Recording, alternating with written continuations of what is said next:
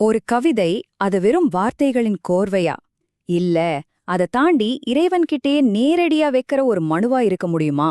முடியும்னு நிரூபிச்சிருக்காரு 19ஆம் நூற்றாண்டுல தமிழ்நாட்டுல வாழ்ந்த ஒரு புரட்சிகரமான ஞானி. சரி வாங்க, அந்த ஞானி யாரு, அவர் அப்படி என்னன்னா உருக்கமா இறைவன்கிட்ட கேட்டாருன்னு கொஞ்சம் ஆழமா பார்க்கலாம். வாடிய பயிரை கண்டபோதெல்லாம் வாடினேன். என்ன ஒரு ஆழமான வரி பாத்தீங்களா? இந்த ஒரு வரியில அந்த மனிதரோட முழு வாழ்க்கையுமே அடங்கிடுது.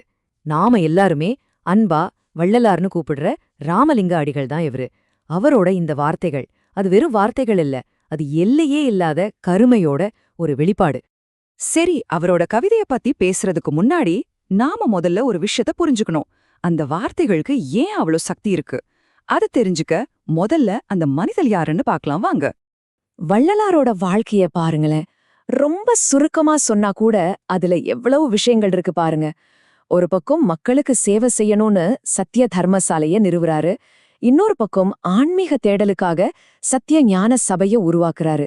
இந்த மாதிரி ஒரு தீவிரமான சமூக பணிக்கும் ஆழமான ஆன்மீக தேடலுக்கும் நடுவுல தான் அவரோட மிக முக்கியமான படைப்புகள் எல்லாமே பிறந்திருக்கு. இப்போ நீங்க பாக்குறது வெறும் கருத்துக்கள் இல்ல, யோசிச்சு பாருங்க.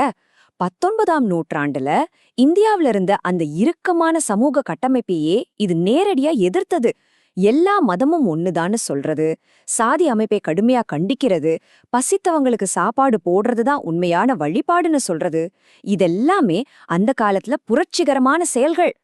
சரி, இந்த பின்னணியை இப்போ மனசுல வச்சுக்கோங்க. இதோட நாம அவரோட ரொம்பவே அந்தரங்கமான ஒரு படைப்பை பத்தி பார்க்க போறோம். அவரோட மனசுக்குள்ள இருந்த போராட்டங்களையும் ஆசைகளையும் அப்படியே வெளிச்சம் போட்டு காட்டுற ஒரு கவிதை தொகுப்பு இது. இதோட தலைப்ப பாருங்க, பிள்ளை சிறு விண்ணப்பம். அதாவது ஒரு குழந்தையோட சின்ன வேண்டுகோள்.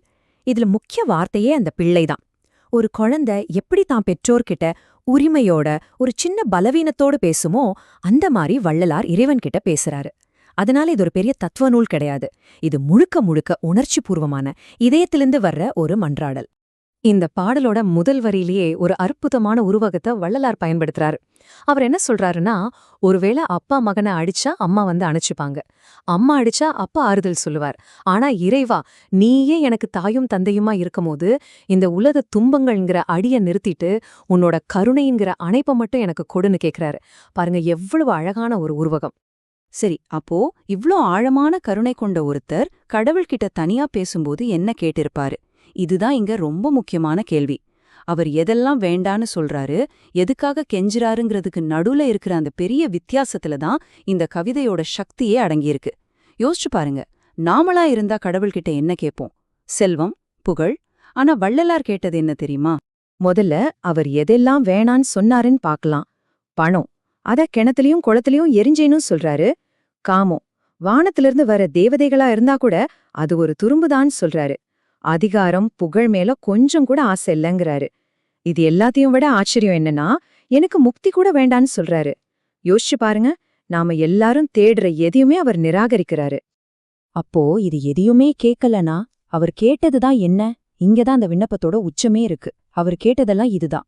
எல்லா உயிர்களோட வலியையும் தான் வழியா உணரணும், மத்தவங்களோட துன்பத்தையும் பயத்தையும் போக்கணும், அன்பு நிறைஞ்ச ஒரு உலகத்தை உருவாக்கணும், எல்லாருக்கும் சேவை செஞ்சு பசிய போக்கி மனித குலத்தை ஒன்னா இணைக்கணும், இந்த உலகத்துல கொலையும் வன்முறையும் இல்லாத ஒரு பாதையை உருவாக்கணும். பாத்தீங்களா, தனக்குன்னு எதையுமே கேட்காம உலகத்துக்காக எவ்வளவு விஷயங்களை கேட்டிருக்காருன்னு. இதுல இருந்து நமக்கு என்ன தெரியுது? வள்ளலாரோட அந்த கவிதை பார்வைங்கிறது வெறும் வார்த்தைகள் மட்டும் இல்ல, அது ஒரு செயல் திட்டம். இன்னிக்கும் நம்ம காதுல எதிரொலிக்கிற ஒரு மகத்தான செயல் திட்டம். 159. இந்த நம்பருக்கு பின்னாடி ஒரு பெரிய கதை இருக்கு. 1867ல சத்திய தர்மசாலையில மூட்டப்பட்ட அந்த அடுப்பு இன்னைக்கு வரைக்கும் அணையாம எரிஞ்சுக்கிட்டு இருக்கு. தொடர்ந்து பசித்தவங்களுக்கு உணவளிச்சுட்டே இருக்கு. இதுதான் வள்ளலாரோட பிரார்த்தனைக்கு கிடைச்ச நேரடியான பதில். அவரோட கருணைக்கு இது ஒரு உயிருள்ள சாட்சி. ஆக வள்ளலார் தனக்காக இறைவனிடம் வைத்த ஒரு தனிப்பட்ட வேண்டுகோள் இன்னைக்கே ஒரு உலகளாவிய கொள்கையா மாறி நிக்குது. அதாவது ஆன்மீகத்தோட உண்மையான இலக்கு என்னன்னா, தனக்கும் மத்தவங்களுக்கும் நடுவுல இருக்கிற அந்த மெல்லிய கோட்டை அழிக்கிறது தானே நமக்கு கத்துக் கொடுக்குது. இந்த ஒரு கேள்வியோட நான் இதை முடிக்கிறேன்.